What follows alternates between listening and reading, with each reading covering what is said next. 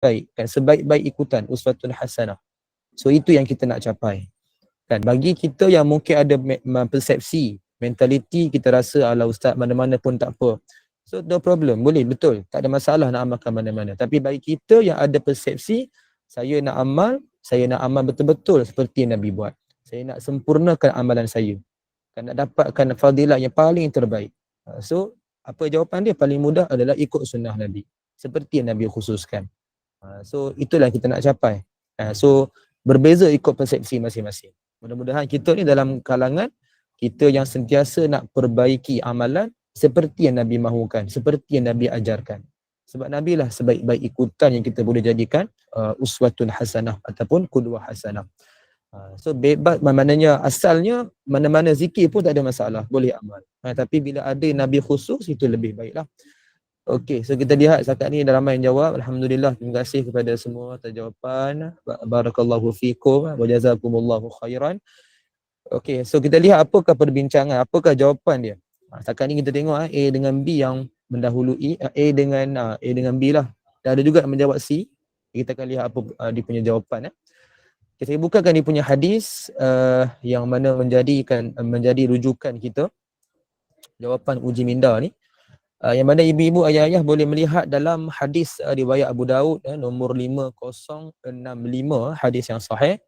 Inilah hadis ni, sebenarnya hadisnya panjang, cuma saya just fokus pada point sahaja. Disebutkan dalam hadis ni, dan jika salah seorang kamu menuju ke tempat tidur, bertasbihlah 33, tasbih subhanallah, bertahmid alhamdulillah 33, dan takbir Allahu Akbar 34. Yang bererti 100 pada lisan tapi dihitung 1000 dalam timbangan. Maknanya apa? Digandakan 10 kali ganda atas amalan zikir yang kita amalkan. So ini yang Nabi khususkan sebelum tidur. So apa jawapan dia? Saya buka balik dalam pilihan jawapan. Cuba kita cek balik. Apa jawapan yang tepat? A, B, C atau D? Okay. Mungkin ada wakil ke? Atau dia nak lihat ada ruangan cek pun ada yang menjawab A. Okey, baik, terima kasih kepada mestilah A yakin alhamdulillah. Nanti kita seronok tu bila kita tengok jemaah kita yakin dalam beramal kan. Okey, alhamdulillah. So jawapannya adalah A. So bagi yang betul, tahniah, teruskan usaha dalam kita memperbaiki amalan sama-sama. Bagi kita yang mungkin tersalah, tak ada masalah. Kita ambil ilmu sedikit kat sini dan cuba kita amalkan. So sebaik-baik kita amalkanlah sebelum tidur. Tapi bukan sekarang masanya lah. Jangan amalkan sekarang pula zikir ni, betul pergi tidur pula. Kan? So maknanya waktu tidur, khususnya pada waktu malam, kita amalkan. So saya nak terangkan juga, kalau yang B tu kita panggil dia zikir Fatimah. Zikir Fatimah ni dia kiraan dia sama, cuma susunan tu berbeza. Dalam hadis Al-Bukhari nombor 3705, hadis yang sahih, adalah kisah dia, saya yakin ibu-ibu dah tahu, saya nak ringkas, saya tak nak panjang-panjang. Tapi dalam hadis tu disebutkan zikir yang B tu. B tu yang jawapan kepada zikir Fatimah yang kita amal ketika penat. Kan, saya yakin dah percaya ibu-ibu ramai yang dah tahu dah zikir Fatimah kan. So itu adalah B. Yang amal waktu penat yang kita boleh biasakan. So dia kiraan sama tapi susunan tu berbeza. So kita nampak jawapan tu sangat mementingkan pada susunan. Manakala C pula adalah zikir selepas solat. Kan dalam soalan saya semalam ke kan, kita ada tanya berkenaan zikir selepas solat. 10-10-10. Kan? So kita kita amalkan tu selepas solat. Okay, ada yang komen dia kata Bonda Badriah kata suara ustaz kedengaran jauh. Ada sesiapa yang hadapi benda sama ke?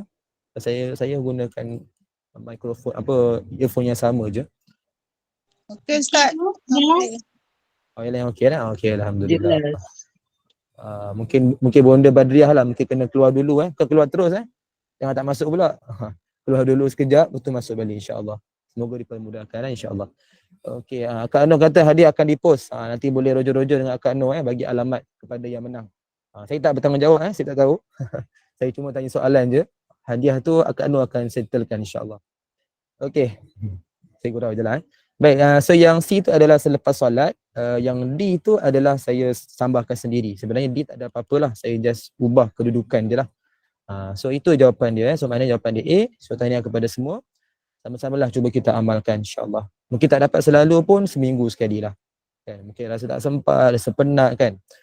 So amalkanlah. Yang penting kita ingat dan cuba kita bersungguh-sungguh dalam kita memperbaiki amalan, insya-Allah. Jadi ibu-ibu, ayah yang dirahmati Allah Azza wa Jalla sekalian, saya akan bentangkan perbincangan kita pada petang ini. Sepatutnya pagi tadi insya-Allah kita boleh bincang, cuma saya ada exam pagi tadi. Jadi alhamdulillah dah selesai. Jadi mohon jugalah ibu-ibu dalam GM ni doakanlah juga untuk saya, dipermudahkan, ada rezeki adalah dapatlah first class degree, insya-Allah. Mudah-mudahanlah dapat lagi 2 semester lagi. Saya mohon jugalah ibu-ibu doa, mana tahu ada yang berkat doa ibu-ibu kan dapatlah first class, insya-Allah kan. Mudah-mudahan. Ustaz. Assalamualaikum. Ya, Kak Noh. InsyaAllah dapat degree baik. Amin. Terima kasih. Okay, alhamdulillah, syukur sebab kita dapat berkenalan walaupun secara online, dapat doa kan, dapat satu persaudaraan. Mudah-mudahan kekal lah ukhuwah kita ni sampai ke jannah, insya-Allah. Okey, baik, jadi ibu-ibu, ayah yang dirahmati Allah Azza wa Jalla sekalian, kita sambung perbincangan. Saya dah buka slide. Yang mana kita nak sambung berkenaan adab. Pada petang ni insya-Allah kita cuba bincang. Saya target mungkin 2 lah, 5 dengan 6. Kalau sempat kita sambung 7 lah. Kita tengok macam mana waktu yang kita ada ni. Okey, kita akan lihat berkenaan dengan yang kelima dan keenam, iaitu adab dengan Nabi Muhammad sallallahu alaihi wasallam dan adab dengan ibu bapa. Yang mana nombor 6 ni dia sebenarnya dia panjang sikit tajuk dia, adab dengan ibu bapa walaupun mereka bukan orang soleh. Itu tajuk yang panjang, saya cuma just ringkaskan supaya kita faham secara ringkas, ikut kepada kesesuaian kita lah, insya-Allah. Okay, kita mulakan. Qala al-musannif rahimahullahu taala wa nafa'ana bi ulumihi fi darain, insya-Allah, amin. Pada adab kelima, adab dengan Nabi Muhammad sallallahu alaihi wasallam.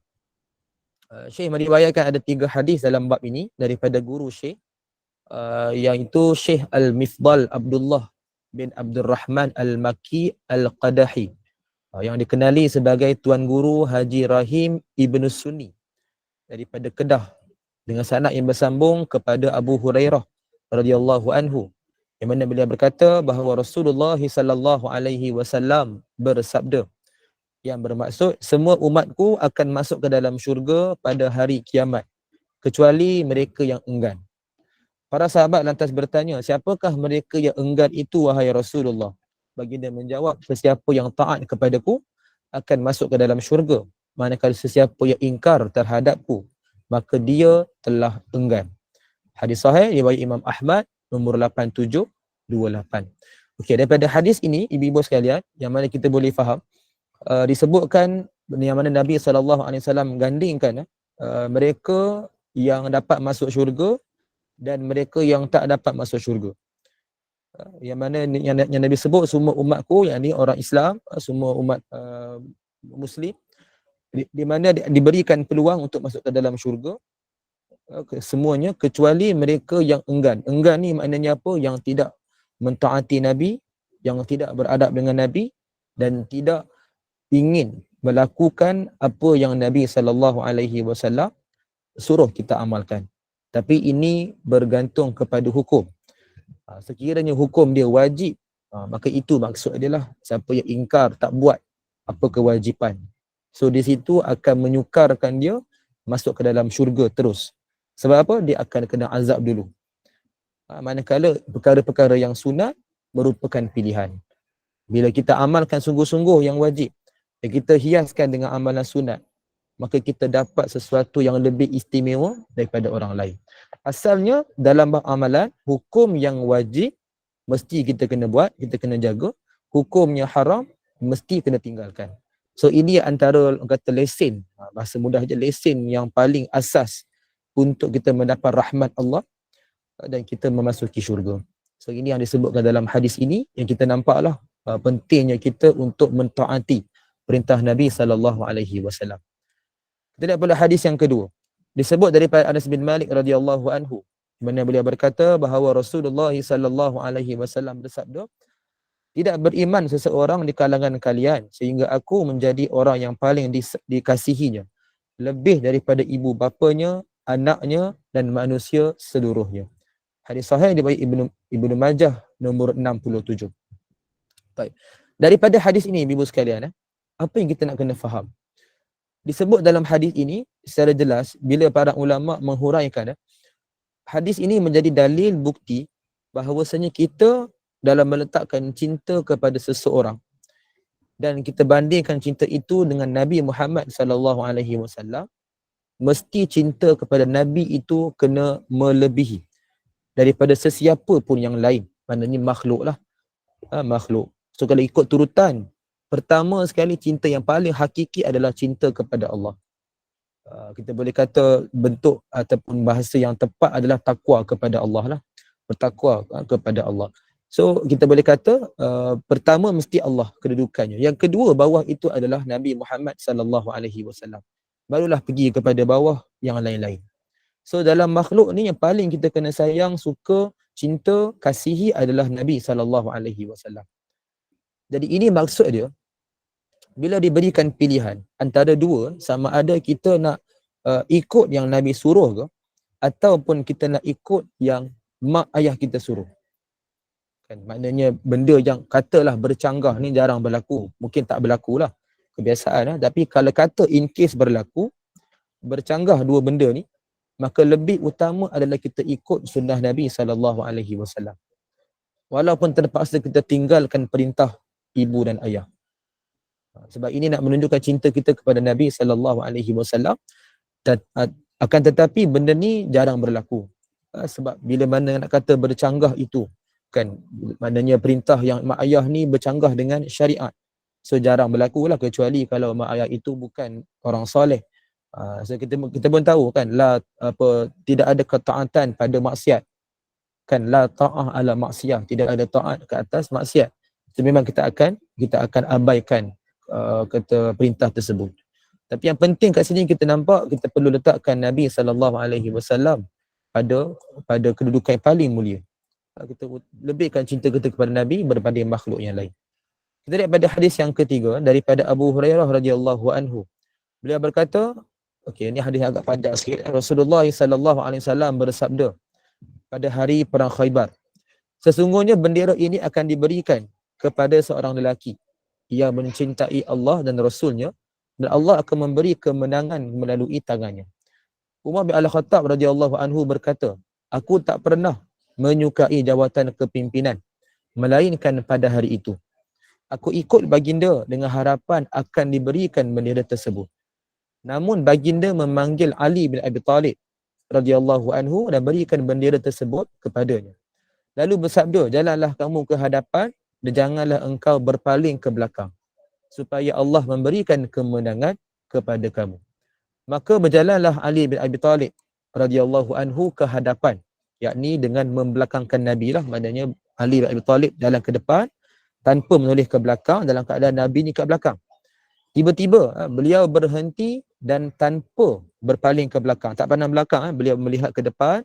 Beliau bertanya dengan suara yang kuat, wahai Rasulullah, atas sebab apakah aku memerangi manusia ini, nak pergi berperang? Maka baginda bersabda, perangilah mereka sehingga mereka bersaksi bahawa tiada Tuhan yang berhak disembah melainkan Allah, dan bahawa Muhammad itu pesuruh Allah. Sekiranya mereka ni bersaksi yang demikian, maka haramlah darah dan harta mereka ke atas kalian, melainkan dengan perkara yang sebenar. Dan perhitungan ke atas diri mereka hanyalah di sisi Allah. Hadis sahih riwayat Muslim 2405. Okey, dalam hadis ni agak panjang lah. Kita nampak agak panjang sikit, ada yang kisah yang berlaku ketika perang Khaybar.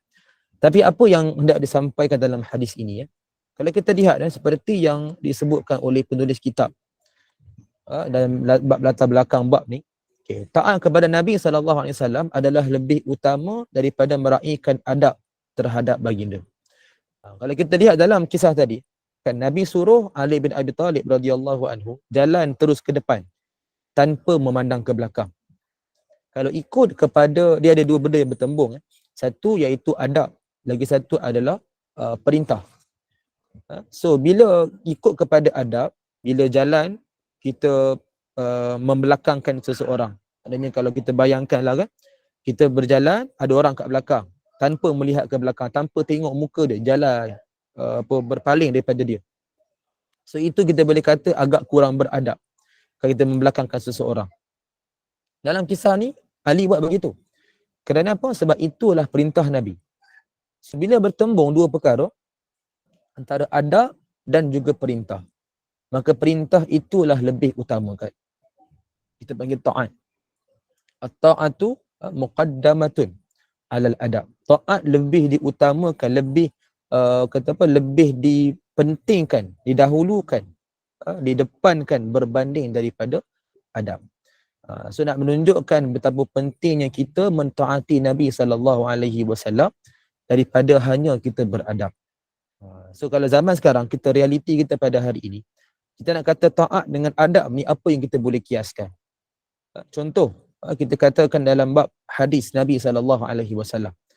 Beradabnya kita apabila kita mendengar nama Nabi SAW, kita berselawat.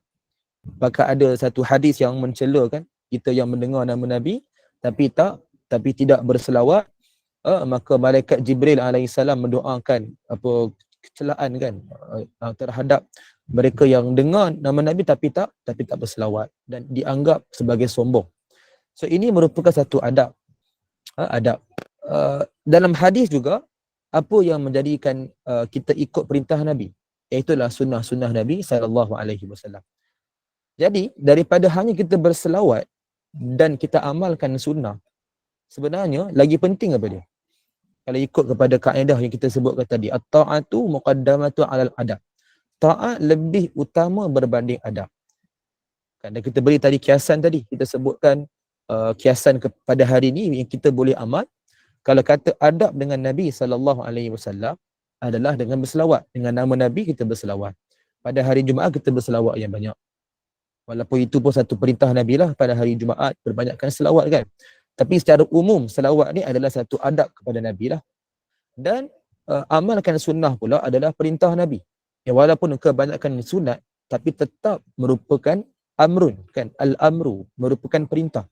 Umur lah, al-umur, perintah-perintah. So daripada dua ni, selawat dan juga sunnah Nabi. So kita nampak di sini kan, yang lebih penting adalah kita amalkan sunnah-sunnah Nabi SAW. Pada hari ini ibu sekalian, ramai orang yang berselawat. Bagus, alhamdulillah, kita bersyukur.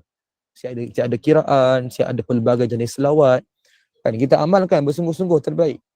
Tapi dalam masa yang sama, jangan terlupa, jangan terlepas pandang, mempelajari sunnah Nabi, beramal dengan sunnah Nabi lebihlah utama berbanding hanya kita berselawat. Sebenarnya yang hari ni ramai orang yang tak nampak lagi. Diingat hanya berselawat cukup.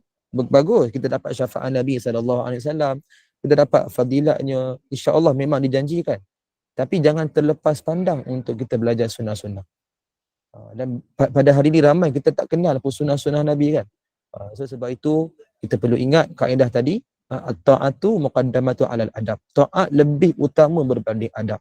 So kalau dengan Nabi ni, Nabi SAW, kalau adab hanya kita berselawat. Ini contohnya hanya kita berselawat. Tapi kalau perintah Nabi adalah kita amalkan sunnah. So jangan terlupa, jangan terlepas pandang untuk kita amalkan sunnah-sunnah Nabi SAW. Kita lihat pengajaran, ada dua adab yang kita nak kena berikan perhatian berkenaan dengan Nabi SAW. Pertama adalah adab hati.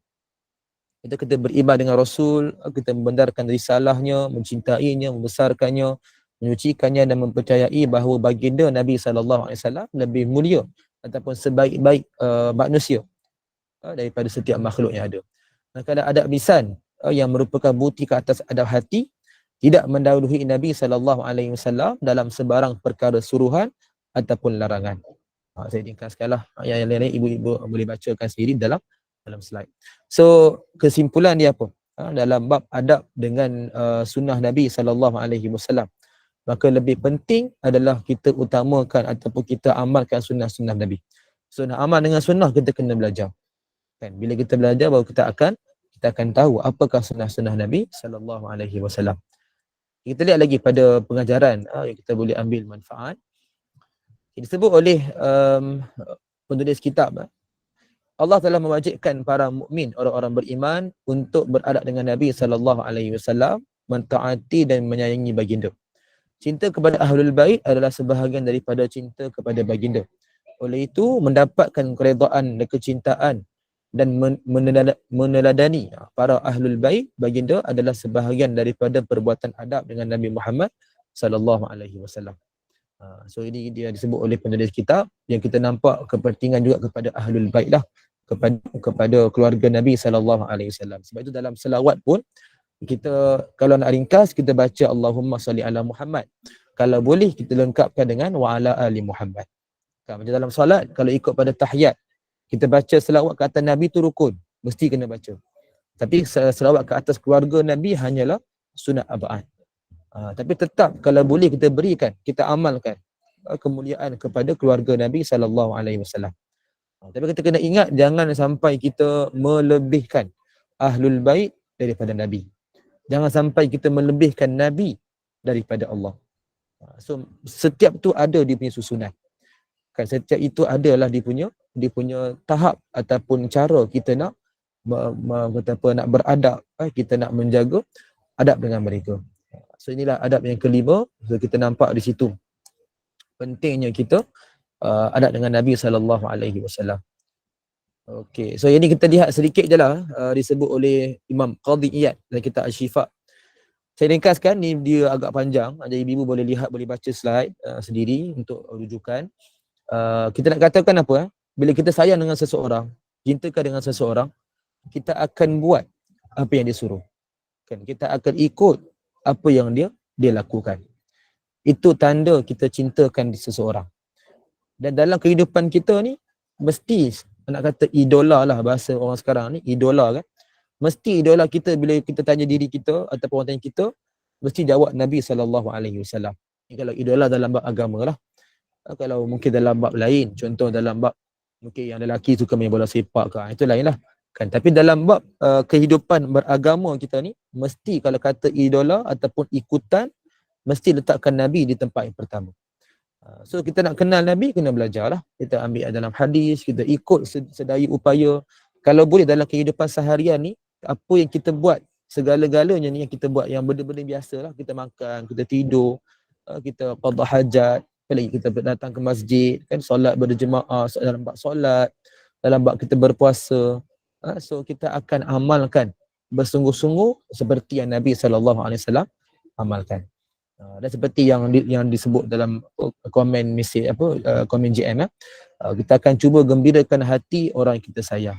Betul lah. So maka Nabi SAW memang sangat suka, sangat cinta kepada umatnya yang amalkan sunnah, yang amalkan selawat. So yang penting sangat adalah sunnah-sunnah Nabi SAW. So itulah nak katakan kepentingan adab. Maka adab dengan Nabi apa? Kesimpulannya, amalkanlah sunnah-sunnah Nabi SAW. Okey, so ini yang kelima lah, kita nampak dia punya kesimpulan. Kita masuk pada adab yang keenam. Adab dengan ibu bapa. Okey, kita lihat apa dia punya hadis. Okey, Syekh meriwayatkan ada 3 hadis dalam bab ini daripada guru Syekh, yakni Syekh Al-Muammar Hamzah bin Muhammad Saman daripada Kelantan, dengan sanad yang bersambung kepada Abu Darda radhiyallahu anhu, yang mana beliau berkata, aku mendengar Rasulullah sallallahu alaihi wasallam bersabda, yang bermaksud ayah itu adalah penyebab masuk pintu-pintu syurga. Terserahlah kepada kamu untuk mensia-siakan pintu itu ataupun memeliharanya. Ini hadis sahih riwayat Ibnu Majah nombor 3663. Okey, so ini antara hadis yang memuliakan para ayah, para lelaki, para ni lah, para bapa lah. Yang nak katakan biasa kita dengar hadis tentang ibu kan. So sebenarnya bukan hanya ibu, tapi bapa pun termasuk dalam kalangan yang dimuliakan Allah.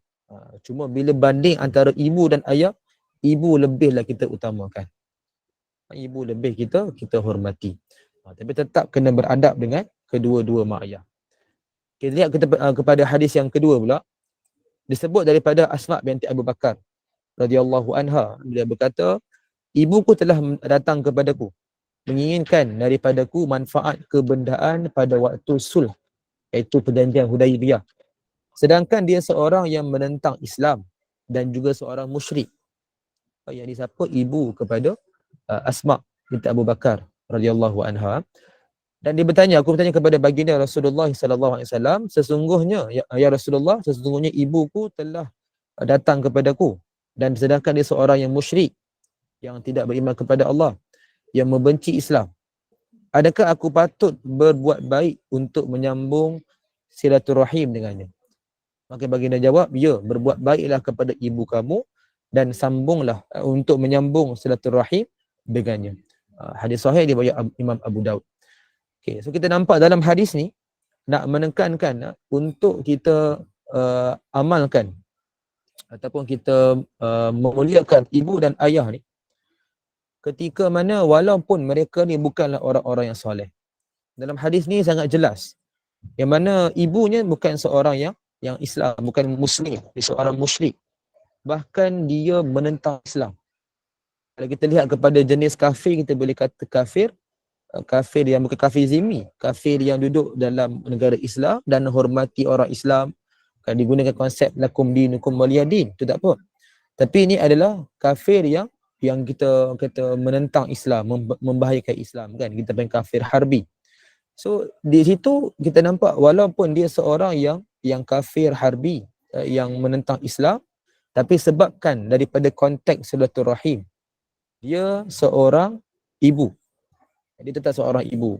So sebab itu Nabi tekankan berbuat baiklah kepadanya untuk sambungkan silaturahim. Tapi itu tidak bermaksud untuk maknanya kalau kata disuruh buat benda yang haram kena buat, tidaklah. Dia pada perkara selagi mana tak bercanggah dengan syarak. Kita hormati mak ayah walaupun termasuk mereka ni orang-orang soleh, maknanya orang Islam sekalipun, mak ayah kita, kalau disuruh sesuatu yang memang jelas haram, bercanggah dengan syarak, kan, maka kita tak boleh amalkanlah, tak boleh taatlah. Sebab la ta'at fi maksiyah, kan, tidak ada taat pada benda maksiat. Walaupun yang suruh tu seorang pemerintah ke, seorang mak ayah ke, contoh. So memang tak boleh kita amalkan. Benda tu jelas bertentang dengan syarak. So kita nampak dalam hadis ini sangat-sangat penting kita hormati mak ayah, beradab dengan mak ayah, walaupun mereka ni bukanlah orang Islam. So ini jadi menjadi satu dalil lah kepada kita. Kita lihat pada hadis yang seterusnya, disebutkan dalam hadis daripada Abu Hurairah radhiyallahu anhu, yang mana beliau berkata bahawa Rasulullah sallallahu alaihi wasallam bersabda, sebagaimana hinanya tanah, yakni akan dia terhina, sebagaimana hinanya tanah, yakni akan dia hina, sebagaimana hinanya tanah, yakni akan ia terhina. Baginda pun ditanya, siapakah mereka wahai Rasulullah? Baginda menjawab, mereka yang masih hidup ketika sampai umur ibu bapanya ke usia tua, sama ada salah seorang daripada mereka ataupun kedua-duanya, namun itu tidak menyampaikan dia ke dalam syurga. Hadis sahih diriwayat Muslim 2551. Okey, ini satu tamparan hebatlah ke atas kita sebenarnya. Bila kita ada mak ayah, terutamanya mereka yang dah sampai usia yang tua, tapi kita tidak pun berbakti kepada mereka. Kita membiarkan mereka di kampung keseorangan, tidak membela dia, maknanya tidak pun kita menjaga dia.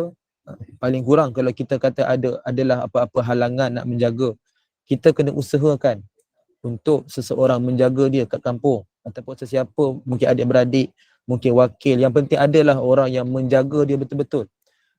Bukan kita hanya membiarkan dia keseorangan, kan, kita membiarkan dia tak ada orang yang untuk menjaga dia. So apa-apa yang berlaku sebenarnya salah siapa? Kan, sedangkan mereka ni dalam keadaan yang memerlukan kita, dalam keadaan yang berusia. Dan saya yakin dan percaya kita pun ada kita punya keluarga, contoh kita dah ada family kita, dah ada anak-anak, dan kita pun nak jaga keluarga kita. Tapi jangan sampai kita abaikan mak ayah. Bagi kita risau apa? Risau mak ayah tu terasa hatilah. Jangan sampai kita abaikan. Kalau kita kata tak boleh pergi pun, jaga kebajikan dia. Usahalah apa sedaya upaya yang boleh, jagalah kebajikan dia. Maka kalau perlu kita upah seseorang menjaga dia pun, kita buatlah. Ataupun kita gini-gini dengan adik-beradik. Tapi jangan sampai tak layan langsung. Jangan sampai kita terus abaikan. Sebab ni benda ni berlaku pada hari. Kan, orang seseorang yang mana dia ada mak ayah, dah berusia mak ayah dia, dibiarkan di kampung dan diberikan alasan. Dah tu apa, mak ayah dah tua dah nyanyuk dah. Saya biar je lah kat kampung, pandai-pandai dia uruskan diri. Saya ada family baru, saya ada anak-anak ramai. Saya nak uruskan family saya. So mak ayah tu apa cerita tu, kan, kat kampung, siapa nak jaga dia? So benda ni lah kita kata nak jaga hati dia supaya dia tak terasa. Kecuali kalau kita dah jaga kebajikan, dia terasa, itu lain cerita. Kita dah cuba jadi seorang anak yang betul-betul soleh, ikut kemampuan kita. Kan ni benda ni dia kata subject to the situation lah, dia berubah ikut situasi. Tapi yang pasti jangan sampai kita abaikan mak ayah. Dia orang yang mendapat celaan, orang yang dikira derhaka ni yang tak jaga kebajikan mak ayah langsung. So mereka yang kita kata sangat kena berhati-hatilah supaya tak dikategorikan derhaka dan tak pula kata apa menyebabkan mak ayah tu terasa. Kalau ada mak ayah yang sanggup tak terasa, tak apa. Syukur kita. Tapi biasalah orang-orang tua kan, lagilah dia mudah terasa. So kita kena jaga hati mereka. Jagalah kebajikan. Maknanya bukanlah suruh berkepit 24 jam. Jaga kebajikan dia. Buat apa yang patut supaya mak ayah itu ada seseorang yang menjaga dia. Jangan sampai kita ni dikira ataupun dikategorikan sebagai anak derhaka. Sebab apa? Tidak mengambil berat langsung berkenaan mak ayah. Kan, ambillah tahu kebajikan dan jagalah kebajikan.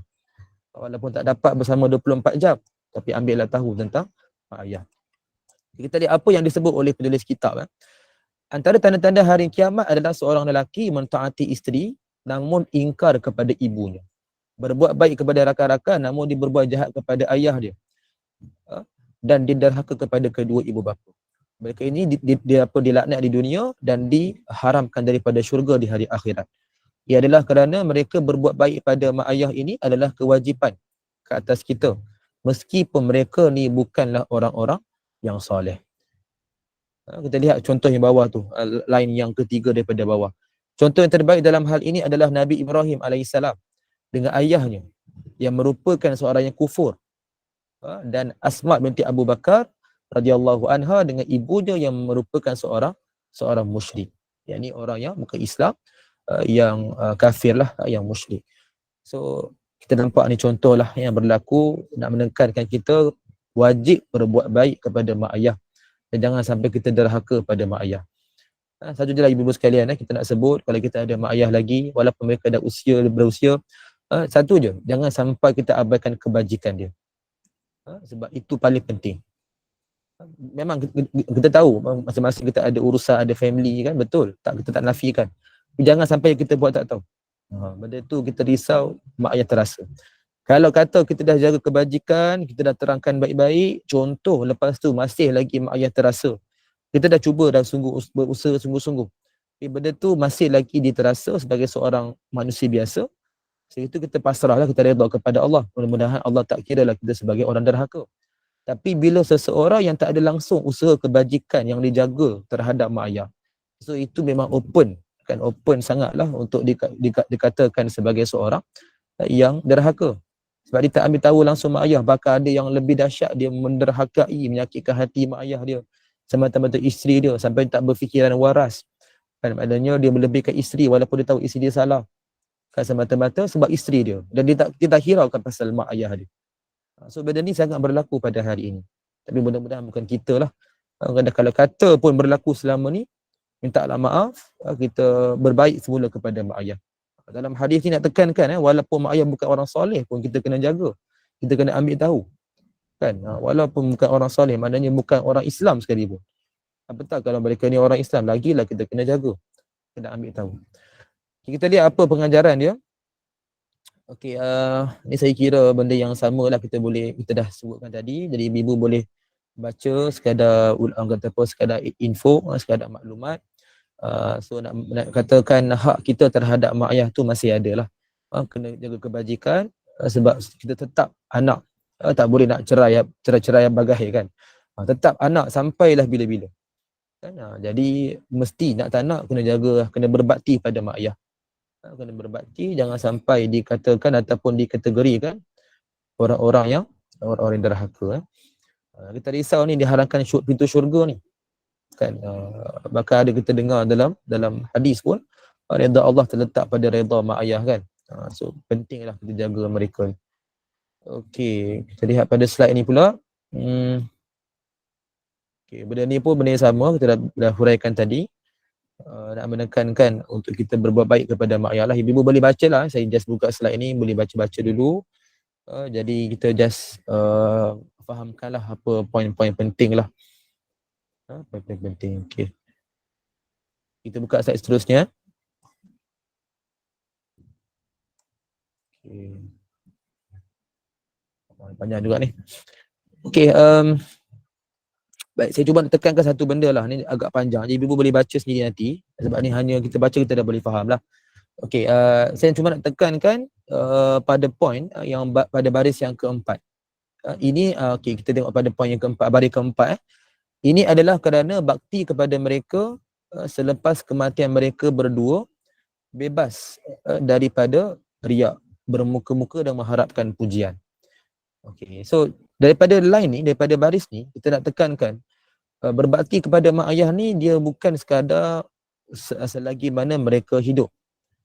Tapi bila mereka dah meninggal dunia pun, kita tetap kena berbakti. So macam mana berbakti kepada mak ayah walaupun dah meninggal? Paling penting adalah kita mendoakan untuk mereka. Itu yang paling penting, yang jelas dalam hadis sahih yang cukup masyhur, kan, apa yang antara amalan yang tak terputus anak seorang Adam, itu antara tiga tu, iaitu salah satunya adalah doa anak yang soleh, waladin salihin yad'ulah, doa anak yang soleh terhadap mak ayah dia. So daripada hadis ni jelas nak menunjukkan antara sunnah yang paling penting adalah tak putus-putus berhenti untuk mak ayah walaupun mereka dah meninggal. Maknanya meninggal ni lebih penting kita kena doakan lah, sebab untuk kita nak dapatkan kebaikan untuk mak ayah. Lagi satu adalah yang baris bawah sekali. Antara bakti yang paling besar selepas kewafatan ataupun meninggalnya mereka ini adalah berbuat baik kepada rakan-rakan mereka. Ini lebih kepada ukhuwah. Kan? Adakah kita pada hari ini kita ambil tahu tak siapa kawan-kawan kepada mak ayah kita? Adakah kita rapat dengan mereka? Bukan saudara mara memang kita kenal. Tak, walaupun kata bukan melalui mak ayah pun, untuk kita pun dah ada hubungan kan, dah sebagai sepupu, kan, sebagai mak saudara kan, pakcik makcik, so kita memang akan kenal. Biasanya ukhuwah tu memang ada lah. Cuma rapat ke tidak ke, itu yang berbeza lah, subjektif. Tapi itu dah ada hubungan kan, bahkan pakcik makcik dia ada kira mahram dah. Tapi nak sebutkan kawan kepada mak ayah, berapa ramai antara kita yang kenal kawan-kawan mak ayah kita? Sedangkan yang disebut dalam hadis yang mana kita membuat baik kepada kawan mak ayah ni adalah antara cara untuk kita berbakti kepada mak ayah selepas mereka dah meninggal dunia. Sebab apa? Kita nak menjaga hubungan silaturahim, hubungan persaudaraan. Kan mak ayah kita dengan kawan dia rapat. So bila kata mak ayah kita telah pergi, so kawan-kawan dia yang mana rapat dengan mak ayah kita, so ikut pada asal hubungan telah terputus lah. So bila kita berbuat baik dengan kawan mak ayah, so tak mustahil anak dia pula akan berbaik dengan kita. Kan, maknanya di situ akan menyambungkan hubungan persaudaraan dan orang kata apa, dia lebih kepada satu keadaan yang sangat rapat kan, dengan mak ayah, dengan kawan kawan mak ayah kita. So dengan anak dia pula kita rapat. So ini yang kita nak kena dapatkan. Kan, tapi kadang-kadang kita terlepas pandang menyebabkan kita tak ambil tahu pun kawan mak ayah. Kita terus abaikan. Sedangkan kita lupa di situ adalah satu peluang yang cukup baik untuk kita berbuat baik kepada mak ayah. Selain daripada doakan mak ayah, kita juga rapat dengan kawan mak ayah. So ini kita kena ambil tahulah. Kita kena ambil tahu siapa kawan mak ayah, kita kena berbuat baik dengan dia, kita kena rapat. Sebab mereka ni menjadi kawan kan kepada mak ayah kita. Maknanya teman, tempat kongsi suka duka kan, tempat bergelak tawa kan, tempat berkongsi perasaan. So kita hargai mereka, menjadi kawan kepada mak ayah. Sebab kita nak berkeping dengan mak ayah 24 jam agak sukar, lagi-lagi mereka yang dah bekerja kan, masing-masing ada urusan.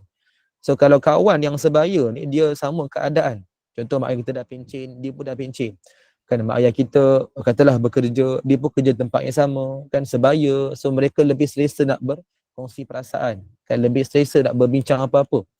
Dan kita macam mana pun ada gap juga kan, macam mana sekalipun kita rapat pun, bila nak kata gap usia tu mesti ada beza kan, kita cakap macam mana pun mesti ada gap kan.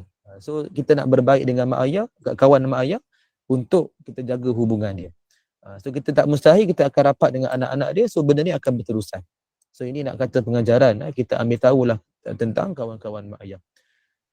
Okay, kita lihat sedikit apa yang ulama sebutkan dalam berkenaan dengan adab dengan mak ayah ni, iaitu disebut oleh Imam Al-Lais bin Sa'ad dalam kitabnya Nuzhatul Majalis. Para ulama simpulkan bahawa ibu adalah lebih utama untuk berbuat baik kepada dia, manakala taat adalah hak bapa. Okay, seorang lelaki bertanya kepada imam, ayahku berada di Sudan dan memintaku untuk datang kepadanya, namun ibuku menghalangku. Bagaimanakah harus aku lakukan? Beliau menjawab, Imam Al-Lais menjawab, taatlah ayahmu dan janganlah engkau berbuat jahat kepada mak kamu. Dalam arti kata lain, capailah redha ibumu dengan layani dengan baik dan memperelokkan adab dengannya supaya engkau boleh menunaikan ketaatan kepada ayah kamu. So ni kita tengok macam menarik sikit. Dengan mak dan ayah ni dia ada dua benda yang kita kena berikan perbezaan. Dengan ayah dia lebih kepada taat. Sebab tu antara sifat ayah ni dia suka mengarah, kan, lebih kepada memberikan arahan, memberikan satu keadaan. Jadi kita sebagai anak ni kita taat, ikut, dan kita patuhi perintah dia, kan, patuhi ikut seperti mana dia suruh. Manakala ibu ni lebih kepada kita berbuat baik, maknanya kita menolong dia, membantu dia, dia lebih memerlukan pertolongan, kan? Dan benda ni berlaku walaupun sampai dah ketua, kan, sebab sifat asal bagi lelaki, fitrah bagi lelaki, dia akan buat sendiri. Kebiasaan dia boleh usahakan sendiri. Sebab itu mencari nafkah pun adalah di atas bahu lelaki. Bagi mana seorang suami, seorang bapa lah, kan. Manakala ibu ni ataupun wanita, dia lebih kepada sifat dia menjaga keluarga, kan. So dia memerlukan bantuan. Dalam kisah ni nak disebutkan mana seorang lelaki ni dia mengadu kepada Imam Al-Lais, kan. Dia kata nak pergi, ayah dia suruh pergi datang ke Sudan jumpa dengan ayah dia ni. Tapi mak dia kata tak boleh. So apa yang dia nak kena buat? Kalau dia kata dia terus pergi, dia lawan kata mak dia, so dia risau dah kepada mak. Kalau dia ikut kata mak dia dan dia tak pergi pula seperti kata ayah dia, dia tak taat kepada ayah. So dia rasa serba salah, apa yang dia nak kena buat? So kita nampak di sini ada konflik lah antara suami isteri itu, mungkin ada yang tak kena. So apa yang Imam Al-Lais suruh? Tanpa berbelah bahagi kedua-dua mak ayah ni, dan disuruh apa? Layanlah mak kamu baik-baik. Maknanya apa? Kiasan kepada pujuklah mak kamu, kan, pujuklah mak kamu, layanlah dengan baik-baik. Maknanya ambillah hati dia, supaya engkau boleh untuk pergi jumpa dengan ayah, boleh taat perintah ayah. So kita nampak di sini, maknanya jangan sampai kita membandingkan antara mak ayah. Kedua-duanya walaupun memang kemuliaan ni memang berbeza, sudah pasti ibu lebih mulia, lebih diangkat martabat berbanding seorang ayah, bahkan pengorbanan pun lagi tinggi, kan. Memang itu kita tak nafikan, tapi sebagai seorang anak kita perlu ingat dalam usaha nak beradab kepada mak ayah, kedua-duanya kita kena berikan pada tahap yang sama. Maknanya kena hormat dan kena taat, kena beradab dengan pada tahap yang sama. So jangan sampai kita nak beradab dengan mak sampai kita sakiti hati ayah. Jangan sampai nak bertaati ayah sakiti hati mak. Sebab kita sebagai anak, tak kira lah mak ayah tu konflik apa je berlaku. Ini biasa berlaku kepada pasangan yang mungkin dah bercerai, kan. So ada anak dia memilih kasih pula dengan ayah dia rapat, dengan mak dia tak bertegur sapa. Sebenarnya sepatutnya salah, sebab anak tu dia jangan fikirkan apa yang berlaku antara mak ayah dia. Yang dia patut ingat, dia sebagai anak kena hormat dulu. Walaupun mereka dah berpisah ke, walaupun ada konflik ke, walaupun masing-masing menghasut anak tu ke, so dia perlu berfikir secara waras lah. Maknanya dia kepada mereka yang dah matang dapat difikirlah. So kita kena ingat benda tu. Jangan sampai kita nak hormat ataupun nak mendahulukan mak, mendahulukan ayah, sampai kita membiarkan salah seorang. Dia perlu hormat dua-dua pada tahap yang sama. Ayah lebih kepada taat, mak lebih kepada bantuan, lebih kepada kita memberikan layanan. Jadi maknanya kesimpulan, dua-dua kita perlu jaga adab, walaupun mereka ni bukan orang yang soleh. Baik, so kita nampak di situlah, saya kira cukup sekadar itu untuk petang ni sebagai perkongsian adab yang kelima dan keenam. Saya ringkaskan dulu dan kita akan lihat kepada soalan dalam ruangan chat. Ada ibu-ibu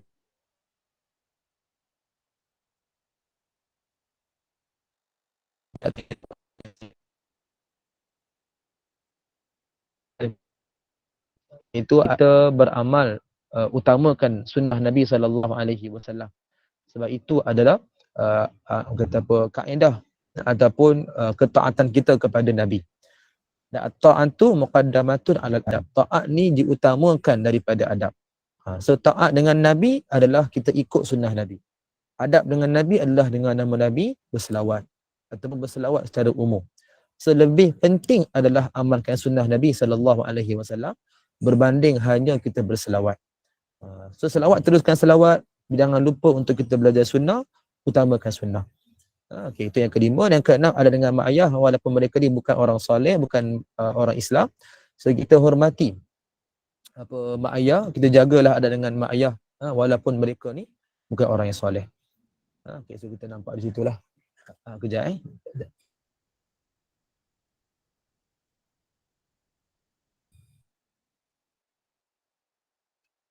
Okey, itulah dia punya ringkasan. Kita tengok soalan dulu, bangan cek dulu. Okey. Okay, bunda ni ada komen kita selalu lupa bahawa redha Allah adalah pada redha kedua ibu bapa. Betul. Jawab nak kata usaha dulu, bersungguh-sungguh jadilah seorang anak yang soleh-solehah. Kan? Kalau kita dah usaha, memang nak kata mak ayah tu terasa, mungkin faktor usia ke kan, mungkin faktor apa-apa, contoh ada orang hasut dia ke. So itu dah luar daripada kawalan. Kita tetap menjadi anak yang soleh. Maknanya menjaga je adab. Biarlah mak ayah itu kata apa sekalipun, kita mengawal perasaan. Jangan sampai kita ni sengaja sendiri menjadi anak derhaka. Kan? Kita usaha jadi terbaik. Tapi kalau kata ada juga berlaku macam tu, sebab ni isu ni dia berbeza ke keluarga kan. Sebab ada mak ayah jenis macam tu. Kan? So kita tetap kena taat, jangan derhaka. Kalau lepas daripada tu juga masih lagi ada perasaan yang terguris hati dia, kalau kita tak bersalah, ada orang yang membisikkan ke, hasut ke, so itu luar kawalan lah. Kita cuba terangkan, jaga hati mak ayah. Tapi kalau masih berlaku di luar kawalan tu, kita terpaksa redha lah. Mudah-mudahan tak dikira sebagai orang yang orang yang derhaka lah. Mudah-mudahan tak. Okay, Bunda Marhani ada komen. Kalau ibu kita tak mahu kita menjaga kebajikannya, macam mana Ustaz? Sebab ada anak lain sudah menjaga kebajikannya, atau dia mempunyai kewangan yang mencukupi dan dia tidak menjaga kita daripada kecil. Okay. Berkenaan dengan kebajikan kepada mak ayah ni, dia subjektif, ikut kepada keadaan. Biasa yang diperlukan lebih kepada wang lah, kan, lebih kepada sara diri. Itu yang penting maknanya untuk dia makan minum, jaga pakaian, jaga tempat tinggal. So semua ni lebih kepada duit. So nak sebut jaga kebajikan ni, paling kurang kita mungkin duduk berjauhan dengan mak ayah, kita mungkin terpaksa berpisah dulu sebab bekerja, berkeluarga di tempat lain dan sebagainya. So kita ambil berat pasal kebajikan je lah. So kita berikan ikut kemampuan. Dia jangan sampai tak berikan langsung. Itu kita tak sebutkan tadi, jangan sampai tak berikan langsung. Berikan, walaupun dia tak nak pun kita berikan. Dalam bentuk apa yang sesuai. Mungkin dia tak nak duit, kita berikan dia barang. Kita bayarkan dia mungkin sewa rumah. Kita belikan dia apa-apa yang diperlukan, bayar ubat dia ke, bayar bil hospital dan sebagainya. So bersungguh-sungguh menjaga kebajikan dia. In case dia memang kata tak mau, kan, dia tak nak. Jadi kalau kata dia memang tak nak terima, dan kita bertanya dengan dia lah, kan, saya nak jaga kebajikan mak ni, kan, saya nak jaga sungguh-sungguh, nak menghargai, kan, nak memuliakan ibu dan ayah, kan. So kalau kata dia memang tak nak terima, itu nak kata kita lebih kepada kita bertanya ni lah, bertegur siapa lah, kita ambil tahu, kita selalu berziarahi dia ke. So jangan sampai tak ada kebajikan yang kita buat. Biasanya kita kalau beri dalam bentuk wang duit ke, kan, ataupun beli barang ke apa, insya-Allah dia akan terima lah, kan. Itu biasanya. Okey, Bunda Syarifah, antara taat kepada suami dengan taat kepada mak dan bapa, seorang anak perempuan sepatutnya lebih beri keutamaan kepada siapa? Okey, so ini soalan yang sebenarnya menarik. Bagi seorang perempuan, apabila dia telah bernikah, kan, bila dia ada suami, so sebenarnya yang lebih dia kena utamakan adalah suami. Sebab keluarganya yang terdekat. Suami inilah yang menjaga dia. Lepas dia bernikah lah, walaupun daripada kecil mak ayah dia jaga, betul tak nafikan. Tapi bila once dia berkeluarga, so dia kena taat kepada suami dia. Kan, bahkan apa-apa yang baik buruk semua dengan suami dia. Kerana mak ayah dia lebih kepada hubungan yang dah agak berjauhan. kan, yang tidak lagi rapat sebab nak minta izin ke, nak minta duit ke, kan, nak berkongsi apa-apa pun dengan suami, kan. So taat kepada suami tu lebih kita utamakan. Dalam masa yang sama, jangan kita abaikan kebajikan dengan mak ayah. Keutamaan sudah pasti suami. Jangan masa sama jangan kita abaikan, sebab yang berlaku pada hari ini orang menjaga hati isteri ataupun menjaga hati suami, kan, maknanya sebagai seorang wanita jaga hati suami, family yang baru, tapi yang mak ayah dia, kan, adik-beradik dia tidak ambil tahu, dia tidak mengambil berat. So ni kita kena elakkan, jangan sampai begitu.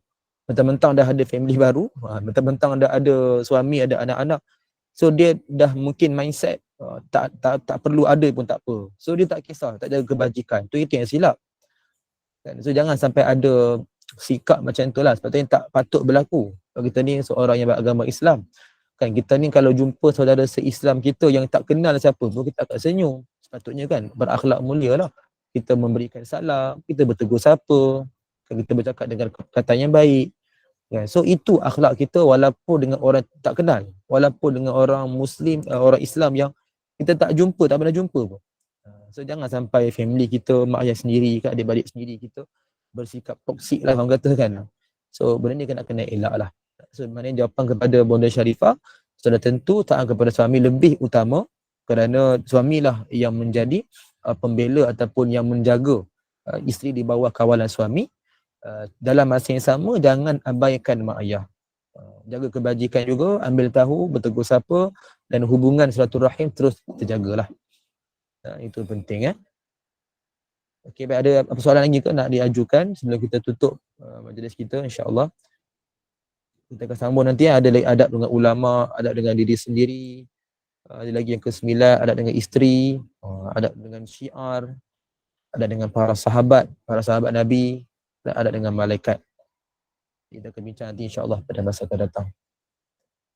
Okey, mungkin tak ada apa-apa lagi, saya kira cukup sekadar itulah untuk petang ni. Mudah-mudahan dikongsikan dapat manfaat, dapat sama-sama kita amalkan, kita utamakan, dan kita istiqamah dalam kebaikan, insya-Allah. Wallahu taala alam wa ilmuhu atam. A'udzubillahi samil alim minasyaitonir rajim. Bismillahirrahmanirrahim.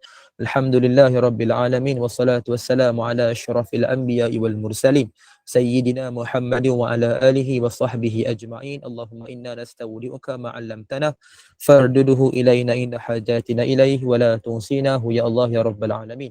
Rabbana la tuzigh qulubana ba'da idh hadaytana wa hab lana min ladunka rahmah innaka antal wahhab. Rabbana atina fid dunya hasanah wa fil akhirati hasanah wa qina azaban nar.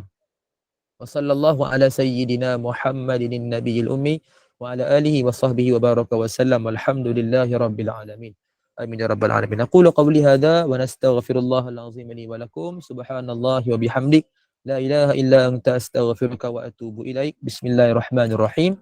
Wal 'asr innal insana lafi khusr illa alladhina amanu wa 'amilus solihati wa tawasaw bil haqqi wa tawasaw bis sabr. Wassalamualaikum warahmatullahi wabarakatuh. Waalaikumsalam warahmatullahi wabarakatuh. Salam. Terima kasih Ustaz. Ustaz. Terima kasih semua. Bye.